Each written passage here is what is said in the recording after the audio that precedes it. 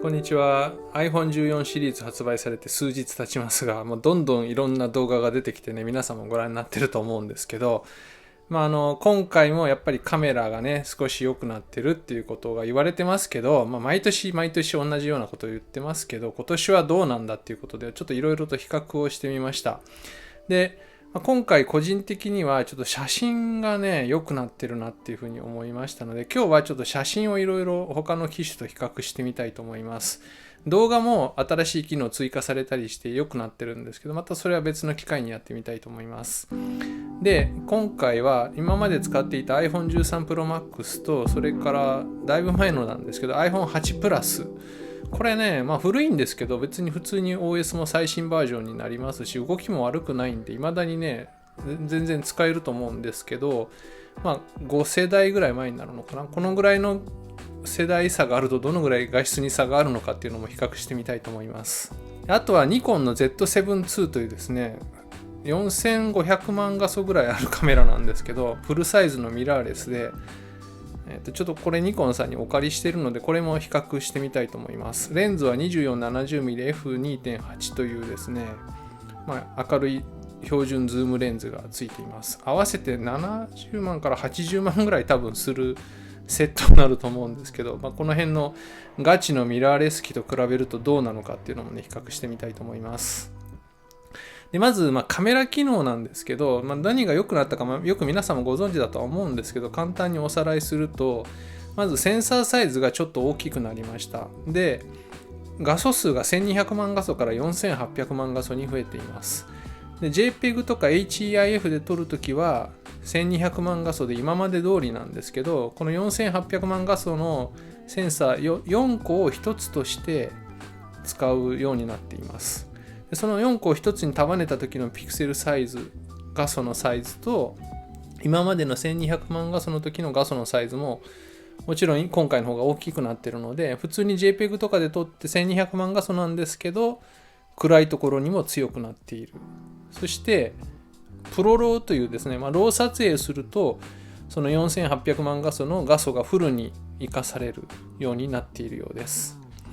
超広角レンズとか望遠も多少は良くなってるんですけど、今回はやっぱこのメインカメラの改善が大きいのかなと思います。もう一つはこの4800万画素のセンサーの中央部分の1200万画素を利用して、デジタルズームとかを使わずに2倍ズームができるようになりました。48mm 相当の画角の写真が撮れるようになりました。今までは1倍のカメラ、メインカメラをデジタルズームして、その中央部分だけを切り取って拡大して使うという感じだったので、2倍ぐらいにすると画質が明らかに落ちてました。3倍ズームってすると今度は望遠レンズを使うのでまた戻るんですけど、2倍あたりの、カメラ好きの人にとっては一番大事な 50mm ぐらいの画角の時の画質がすごい悪くて残念だったんですけど、今回はそこが改善されて1200万画素で画質が劣化せずに普通に 50mm ぐらいの画角の写真を撮ることができるようになりました。これは写真好きの方にとっては結構大きいポイントじゃないかなと思います。では早速いろいろ比較していこうと思うんですが、まずは iPhone13 Pro Max で撮った写真といろいろ比較してみたいと思います。左が13、右が14 Pro です。13 Pro Max と14 Pro です。だいたい同じでしょうかね。見た感じ同じなんですけど、実は本当の大きさはこんな感じです。ピクセル数で表すとこんな感じになるんですけど、これを同じ大きさに見えるように表示するとこうなります。でさらに、だいたい同じ大きさになるように拡大してみたんですけど、もうね比較になりませんね。こっちとこっち比べると4倍の画素で表示されてるんで、当たり前は当たり前なんですけど、ちょっとどうですかね、画面が大きく見ていただけてる方は見やすいとは思うんですけど、スマホとかだとちょっと違いが分かりにくいからもっと大きくしてみましょうか。13 Pro Max がもうなんかこう塗り絵みたいになってるのがね見えるんじゃないでしょうか。この状態だと本当にね、これ iPhone の画面とかで見るとこんな感じで見えててほとんど差はないんですけど、この辺のマンションでもはっきりね見えますよね。こっちはもうなんかもちろんマンションだとは分かりますけど、もう細かいディティールはもう潰れちゃってね全然分かりませんよね。とかもうこれ輪郭は分かりますけど、細かいなんていうのかな、もうなんか潰れちゃってますけど、こっちはね葉っぱがより綺麗に映ってますよね。この辺のマンションももう全然違います。これメインカメラなので、一番差が大きいかなとは思いますけど、全然違いますよね。それは拡大してみれば違うだろうっていう話なんですけど、結局こういう部分の積み重ねでできてる写真を私たちも見てるので、やっぱりパッと見の綺麗さがねかなり違うんじゃないかなと思います。ノイズ感もかなり違いますよね。こっちザラザラしてますけど、こっちはすごいスムーズですよね。もうこのキラキラのビルもね全然やっぱり違いますね。で今度はこれ新しい方はセンサーの中央部分だけを使って1200万画素で2倍ですね、 48mm で写真が切り出せるようになってます。で、これが本来も昔からある iPhone の画質かなと思いますけど、48mm にするとこんな感じになります。でこっちの13の方はそういうことができないので、1200万画素のセンサーの中からそれもやっぱり中央部を切り抜いて拡大してるんですけど、それがこんな感じになります。メインカメラを2倍にズームレバーで、デジタルズームしてる映像になります。なのでやっぱりねこれもさっきと同じですけど塗り絵チックになっちゃってちょっと残念な画質に、なってますよね。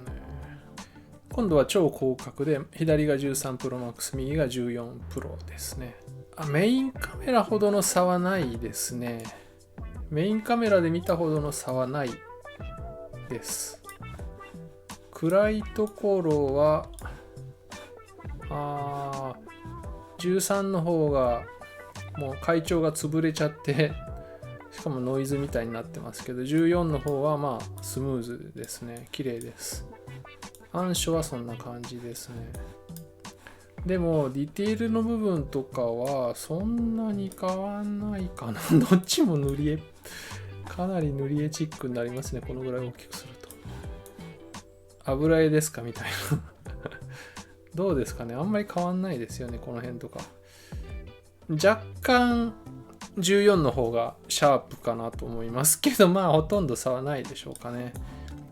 はい、今度は望遠です。望遠側 77mm どちらも撮ってます。で、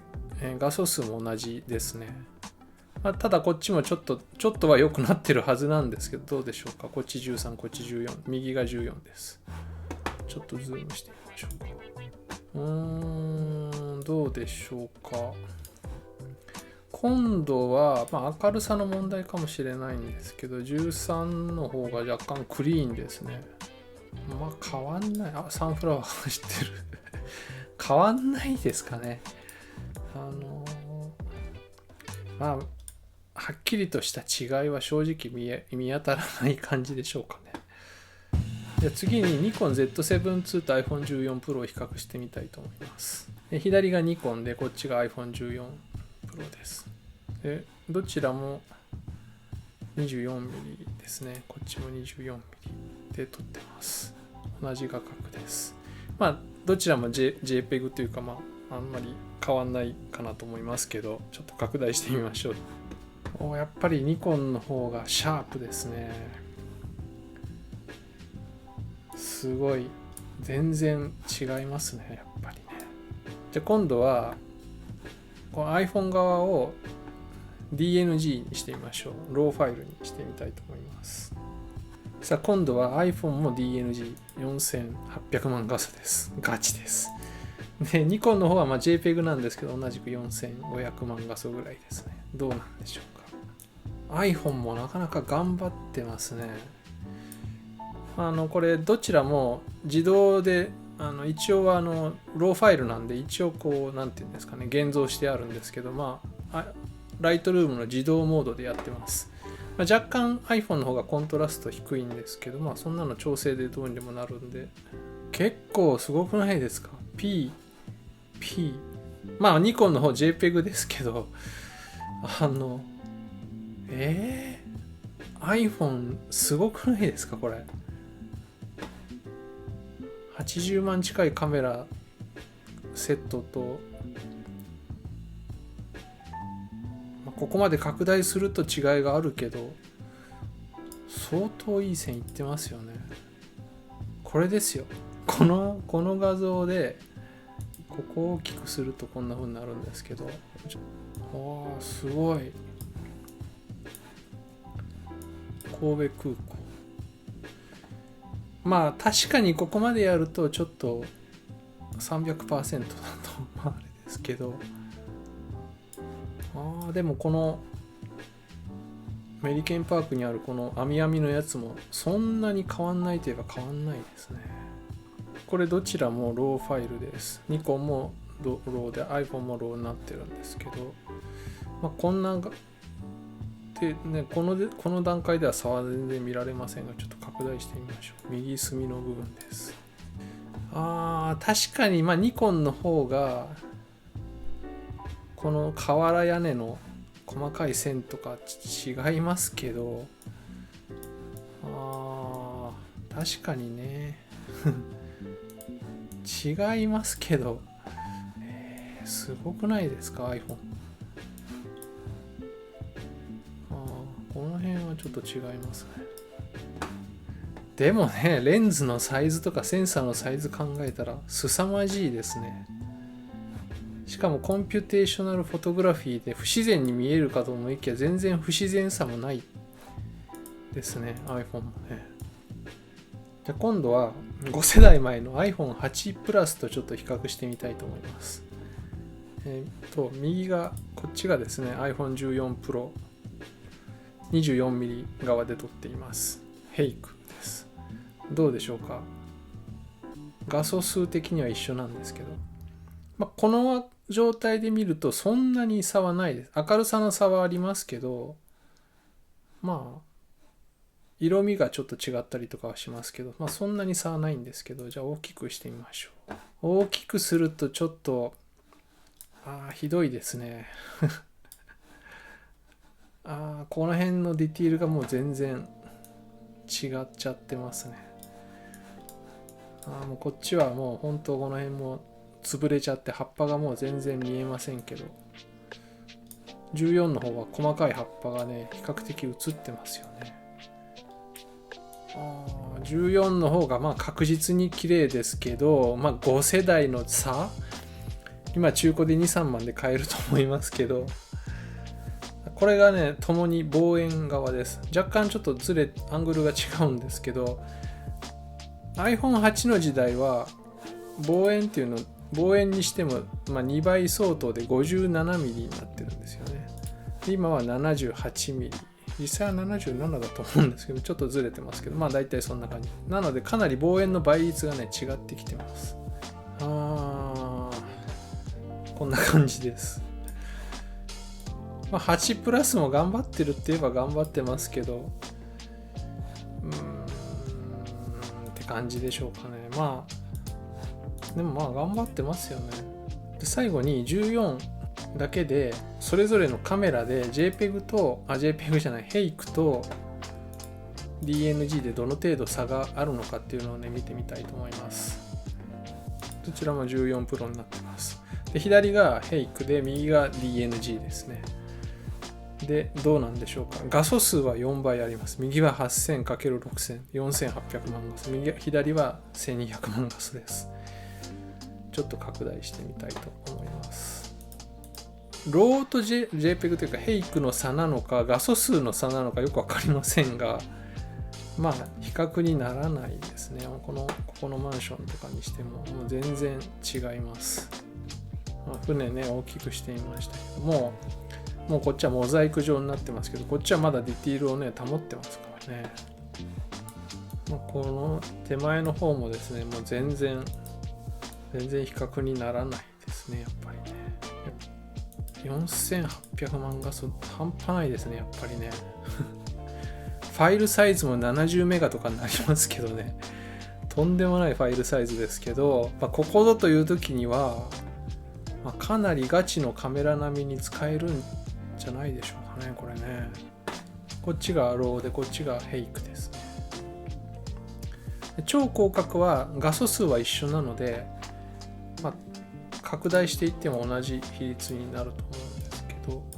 これが純粋にだからロー撮影とヘイクっていう、圧縮フォーマットでの撮影の差になります。そんなにどうですかね、この網のところ、そんなに差がないといえばないですね。ただこっちローで撮影しておくと、後でこれはもういくらでもってことはないですけど、編集の度合いがねかなり広いっていうのはもちろんメリットとしてあるんですけど、解像度に関してはそんなに差はないですね。画素数が一緒なんで当たり前なんですけど、解像度に関しては同じ大きさで見る限り似たような感じでしょうかね。でこれはですね、ちょっと暗いところだと差が出るのかっていうのを見たくて別の時に撮ったものなんですけど、左が iPhone 13 Pro Max のメインカメラ、右が14 Pro のメインカメラです。やっぱりねだいぶ違いますね。このライトの自然、こっちはもう階調がなんていうんですかね、バンディングっていうんですかね、もう本当に色が突然変わっちゃってますけど、こっちはスムーズに変わってるような感じもしますし、この辺のマンションの部屋の明かりとかありますけど、もう細かいの何にも見えなくなってますけど、こっちは見えますよね。このモザイクっていう字も、こっちはもうぼやぼやになっちゃってますね。この辺とかももう潰れちゃってますけど、こっちははっきりとね見えてます。最後1枚、これはですね、レンガを取って、こっち13プロ、こっち14プロなんですけど、どうでしょうかね。ちょっと大きくしてみましょうか。こっち13プロマックスのレンガです。こっちが14プロです。もうやっぱり全然違いますね。ベタ塗りしたような、もちろん模様は見えますけど、こっちはもっと細かい、なんていうんですかね、やっぱ解像度が全然違いますね。このタイルの模様も見えますけど、こっちも見えますけどうっすらしか見えないですよね。この海へのこの字とかもシャープですよね。ぼやぼやしてない。こっちはもうぼやーってなっちゃって滲んだようになってますよね。でこの辺ものっぺりで線がもう全然見えなくなってますけど、こっちはしっかり残ってますよね。ここも全然違いますね。このテクスチャーがしっかり見えてますよね。こっちはもうのぺっとこの辺もしちゃってますけど、全然違いますね。ライトの感じもやっぱだいぶ違いますね。うまく表現できないですけど、だいぶ違います。このタイルっていうかコンクリートブロックみたいな引いてありますけど、これもやっぱり細かい表面の模様が、汚れとかデコボコがね分かりますけど、こっちはもうちょっと潰れちゃってますよね。いや iPhone の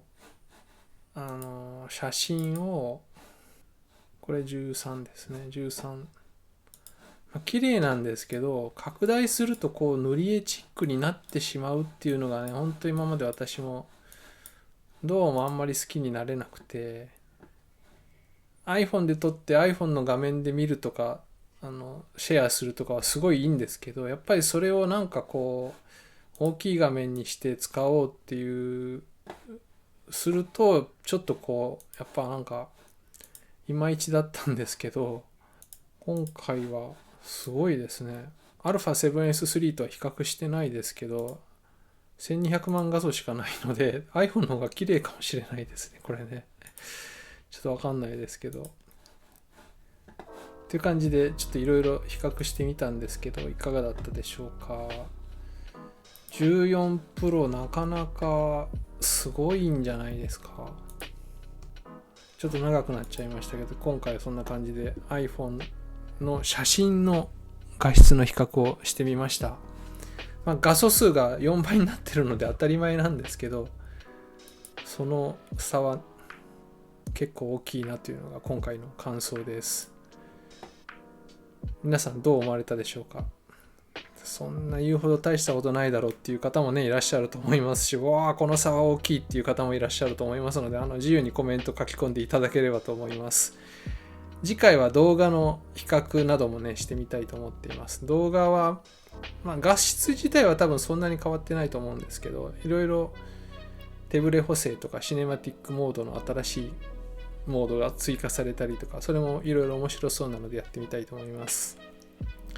今日は GoPro も届いたので GoPro Hero 11の動画もまた出したいと思います。ということで今回もご視聴ありがとうございました。じゃあまた次の動画でお会いしましょう。さようなら。